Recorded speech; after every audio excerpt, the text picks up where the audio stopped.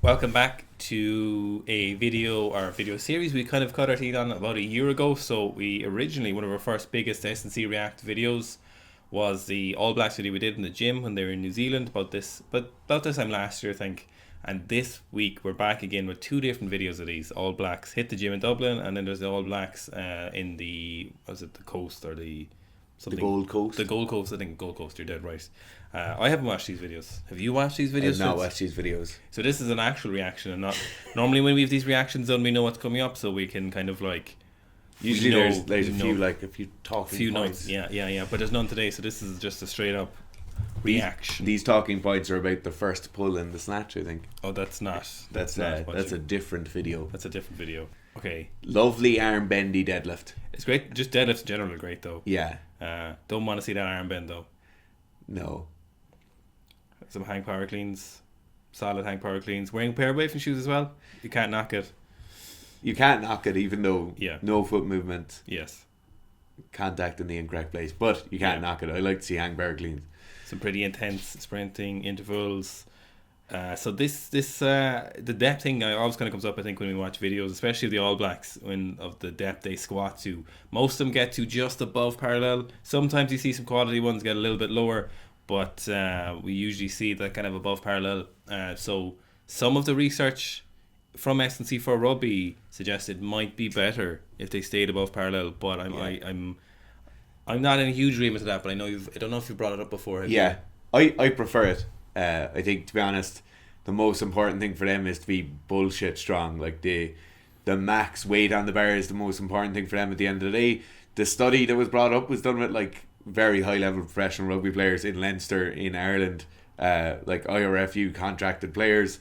They basically found that for incidents of ACL tears, incidents of knee injury and lower body musculoskeletal injuries in general, they had lower incidence rates when they just did squats to parallel or squats to just above parallel. I like it. If I had a rugby player who is in this position, like a senior player, not a developing athlete, I would not be adverse to them squatting to parallel. Yes. It just so happens people I have at the moment that either have really well developed squats or else are developing athletes, and the like more depth in the squat is just more useful of a tool. Yeah. But yeah, I like it. I'd much prefer to see someone with a 280 kilo squat to parallel instead of a 200 kilo ass to grass squat to parallel. Yeah, and these are well developed players at this stage. Yeah. So most of their S&C is maintaining gains or getting gains back, as opposed to getting new gains, especially in terms of strength and power. Yeah. Especially like when they're, beyond that age of like kind of 20, most of them will be kind of out of that realm where they're trying to gain as much weight as they can. They'll probably have hit their game weight, because realistically they're not going to be changing positions after this. And then if there's other weight gain or weight loss going on, we all know what that's from. And then they don't really need to worry about the training they're doing, because as long as they're doing some kind of training, when they're getting that kind of weight gain and that kind of power development training, that would be kind of it's not really irrelevant then, like how deep they're squatting, because it'll happen anyway, because they're talented athletes. Their muscle fibre will be heavily favourable for that kind of training. Massage gun. We actually had a massage gun on test here, but kept breaking, so we won't be doing a review of that one anytime soon. The bike sprint intervals. The All Blacks love benching. Yeah, fucking every rugby team does though. Every American football team does. I can't think of a contact sport where benching isn't great. These are very loose benches. I was about to say loosey goosey, but there's plenty of body English used there. But I don't know, like, the only issue I see with that is grip being too narrow, and then that flaring of the elbows in the bottom and as he's coming back up. Besides that, players should be using a fair bit of momentum on the bench press. I kind of do. Yeah, for field sport players, like, it seems to be a thing with all the All Blacks when they're benching, is all their grip is just a bit too narrow. Yeah, it's all just like. And I'm wondering, is someone showing them that, and have they a reason for that? Which I'd be interested to know. I would be very interested to know if they had a. Like, are they saying you'll never be pushing out wide? Like, are they trying to keep it a little bit where you're going to be bringing yourself in tight if you're trying to hand off someone? Maybe. I have a different opinion. Go on. So I think they're using a close grip bench press, because a close grip bench press is what you should be using. Yeah. You have a movement standard for close grip of shoulder width or just outside shoulder width with the thumbs. Yeah. And then due to the fact that rugby players, they've limited external rotation of the shoulders. Sure, so when you're like here, this movement, even though your elbows are coming in, that's an external rotation of the shoulders, and I think that's what they're lacking. And then because they're very strong internally rotated, they'll internally rotate and their shoulders will come out. One thing I don't like about that is that you do see this kind of limp wrist position on the bench, which isn't really a problem for them getting something from the bench, but it's probably an issue in terms of that's definitely going to compromise your wrist a little bit. And, potentially... Limp wrist is never good. Limp wrist, not in rugby as well. So more hang power cleans, 100 That's kilos. a nicer hang power clean. That's a little more thoughtful. He's drawing out that second pull, so he's getting down to just above the knee, or just actually at the knee. So that's a much nicer one. Yeah. So he's giving himself a bit more time to generate power. Someone's knees are definitely sore. They're warming up here with SPD knee sleeves on the bike. That's 100% an owie knee. That's all that is. Yeah, that is an owie. I don't think there's any particular reason why he's using them for performance. I think his knees are just owie. Which is fair enough. They would do it. Pull-ups. Can't go wrong with pull-ups for contact. Any field sport, really, pull-ups. Weighted pull-ups. Nice weighted pull-ups. They're good pull-ups too, aren't they? Yeah, controlled. Yeah. That's their bread and butter, like good squats, good bench pressing, good pull-ups. You don't need much more than that. No. A little bit of dancing, camaraderie in the gym. A little bit of dancing and jacked arms. Yeah.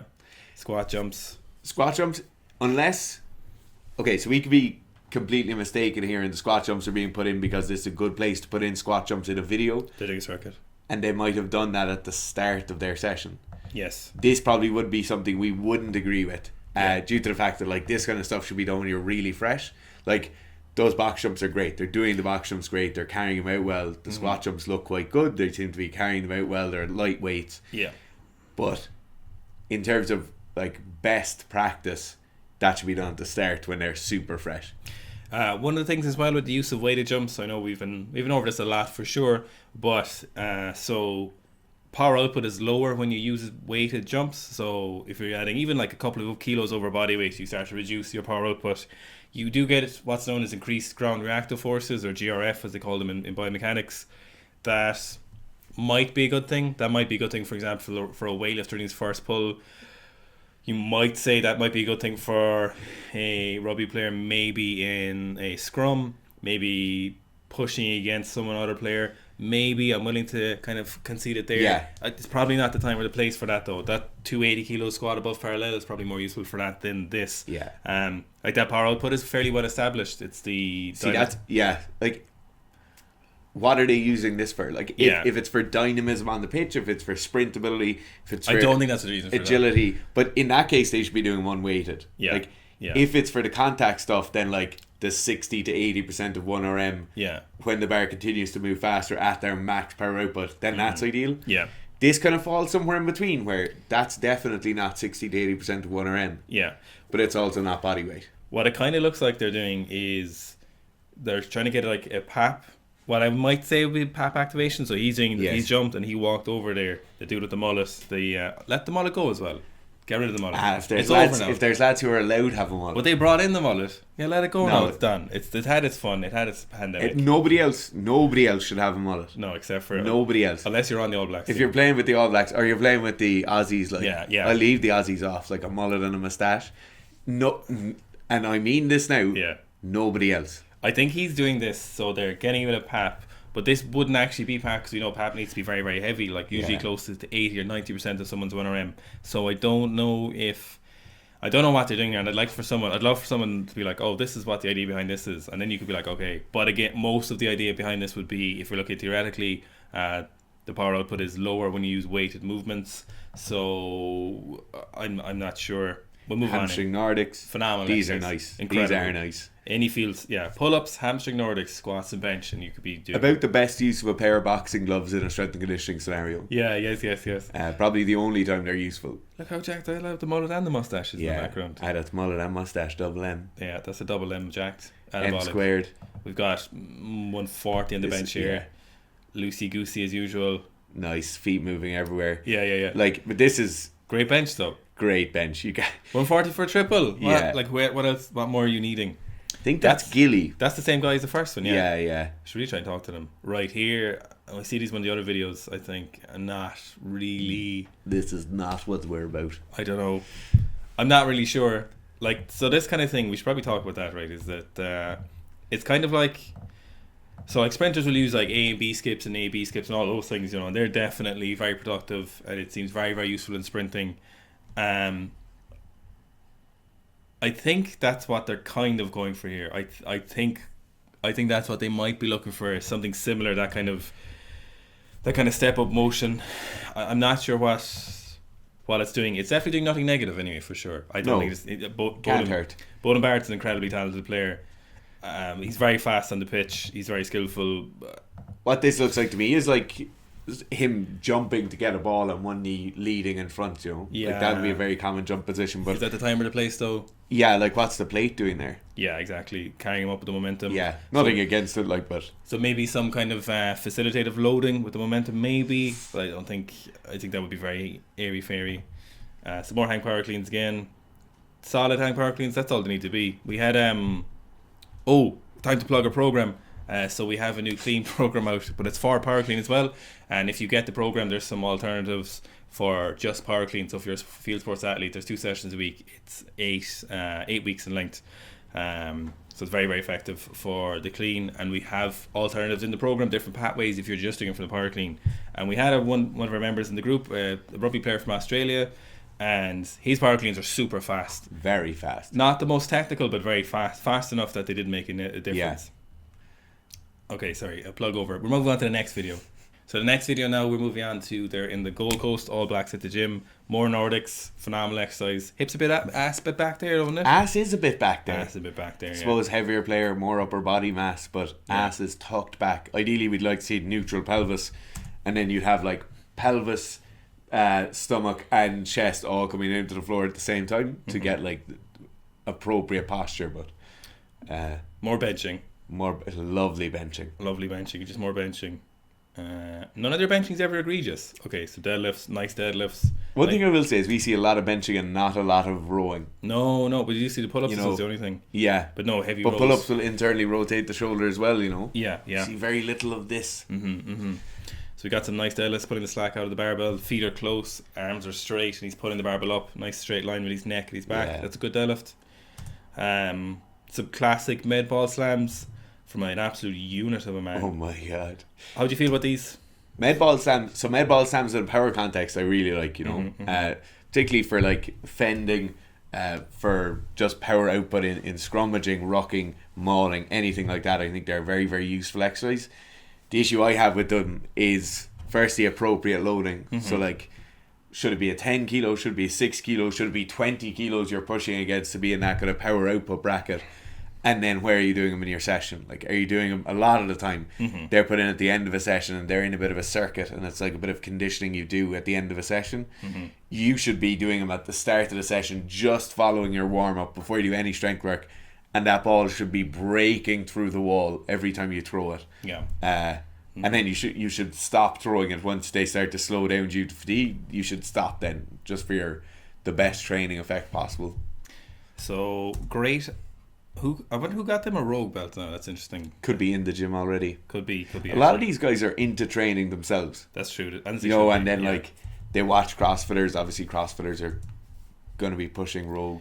So we got what I've got there is, I suppose, fast squats is what they're going for. Like we talked about, to that kind of 60 to maybe not quite 80%, but close to it in terms of their 1RM. Moving the squat as fast as possible. I hate to see that bar movement off the top and the back. It's just never good, especially if you're doing multiple repetitions in any back squat and power output or not. So I just never like to see it. But I suppose that's what they're going for there. Kind of comes down to what phase of your season you're in as well now. So like the big 280 back squat is definitely for the start of the season. You should have it. You should be at your strongest point starting pre-season.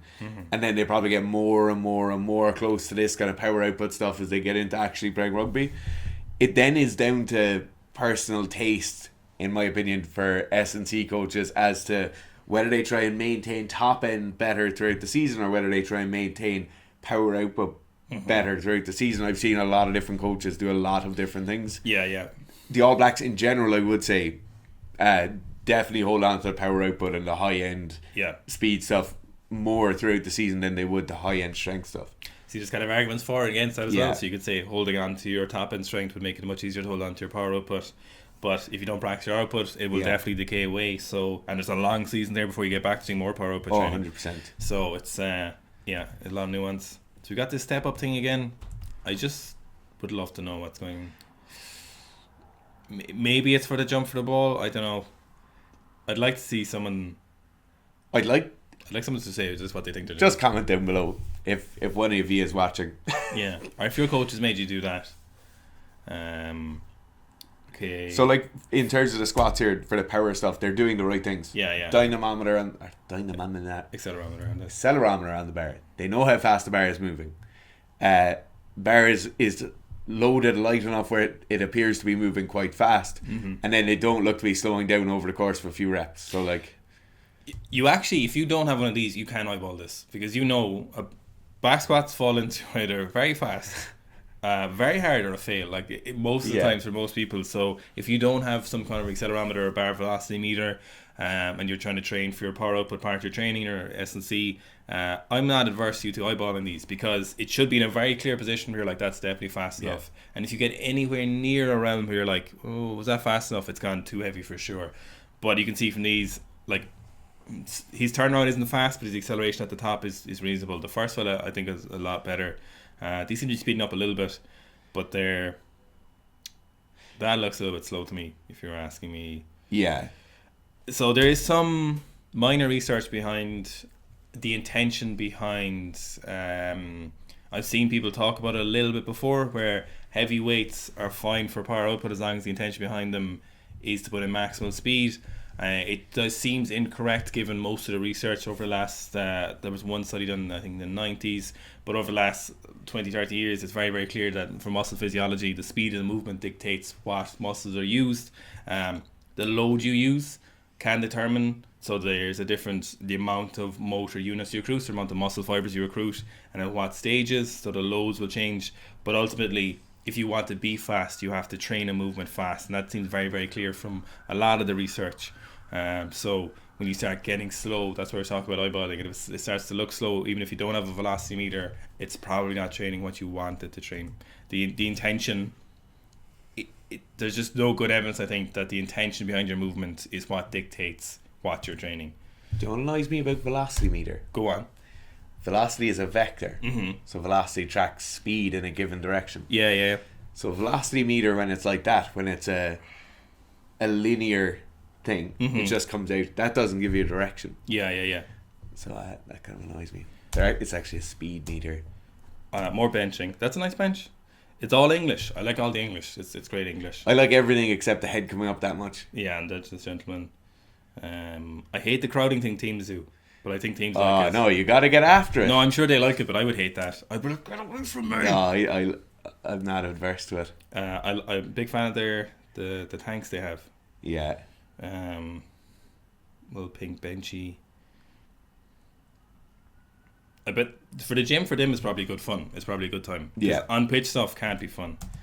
Okay, so we've got so obviously loads of benching, and then we've got some kind of reactive, kind of dynamic calf training. So it makes perfect sense in a field sports context to train your calf musculature front and back of your shin. So your tibialis anterior is involved in sprinting. It's involved in like flexion of your toes and your feet. Your soleus muscle is involved in knee tracking. So it's all very, very useful and very smart to train your calf in terms of a field sports context.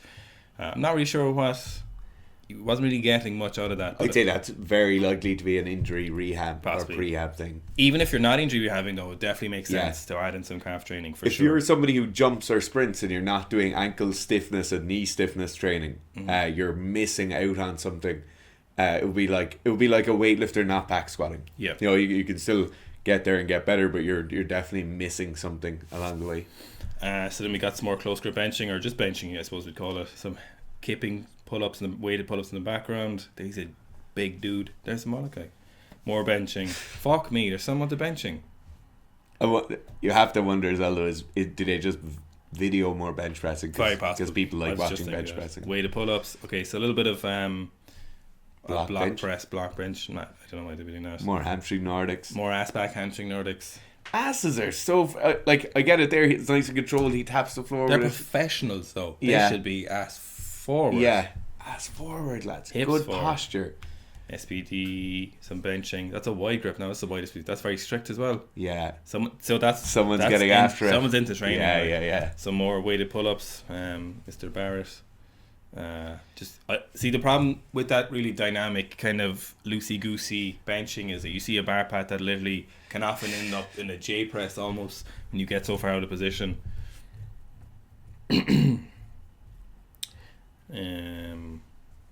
It's just so happy. It looks like the lads here are benching because someone's videoing it. More pull-ups, and they're great strict pull-ups, heavy pull-ups. Yeah. That's great to see. There's a good Nordic. There we go. A little bit. There we go. There was only one gentleman, Caden. He's the only person who saw the really strict bit of ab work, full range of motion. Somebody left a caveman into the gym.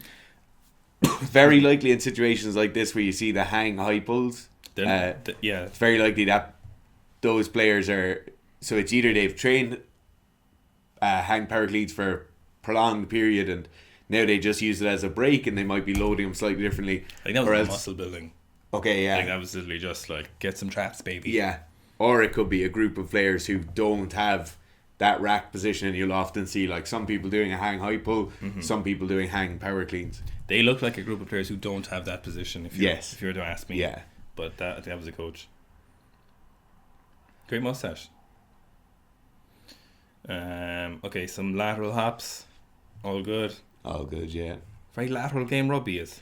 Yeah. Very lateral. A little bit of hops, calf up, so more calf raises. Yeah, great to see. Definitely very, very, very valuable. I think. These are bodybuilding. These are for some traps. Yeah. It is what it is. Do you remember for a while there was like high pulls were like they'll fuck up your shoulder, don't do them. Oh my god, yeah. And it was also behind the neck press as well. Like this was like 10, 12 years ago. People were like, don't do behind the neck press. It was like a serious debate, particularly in weightlifting, about the use of the upper back in that turnover and pull under phase. Yeah, the shrug. And it was like, no. We're not about upper body pulling. The shrug or not the shrug. Yeah. Oh my god. People had actual arguments about that. Yeah, like as if your upper body isn't massively involved in weightlifting. Yeah. But we're not here to talk about weightlifting. We're here to talk about ab work. We're here to talk about real athletes. Everyone's finishing off with hey. Here we go. This fucking guy. Ab work. I would say that if you're looking at most professional rugby teams, they're spending a huge amount of time on ab work. Midline stability. I never remember. Are they bird dogs or cat dogs? Bird dogs. Bird dogs. They're great exercise. Cat dog is where you go. They love the little obliques. More benching. Yeah, I think it's just. Like, I'm seeing a trend here. Yeah. And it's benching. Benching. All right, I think we are. Have we got any more? I think that's it. Here's I think is it Gilly? I think his name is Gilly in that first video. What's he up to? Yeah, just more midline stability work. Oh, that's a great plank. Yeah, alternating, and he can't do it. That's just supposed to show people assume elite athletes can just do everything, and then they'll make an excuse for elite athletes if they're like, yeah, well, he's on the All Blacks team. Yeah, like, you don't need to do it. Yeah, and you're like, okay, this is a conversation that's going nowhere. Yeah. He definitely should be able to do that. That should be no problem. Flutter kicks. I like flutter kicks. Yeah, finish off. I'd prefer flutter kicks with the shoulders up off the ground there. Oh, do you? Yeah. More planks. And then walking back to the barracks. Thanks very much for watching. If you enjoyed this video, comment down below. If there's videos you'd like reactions to, throw them in the comments down below. The new merch will be on sale soon. This is one of the items in it. And we'll talk to y'all again soon.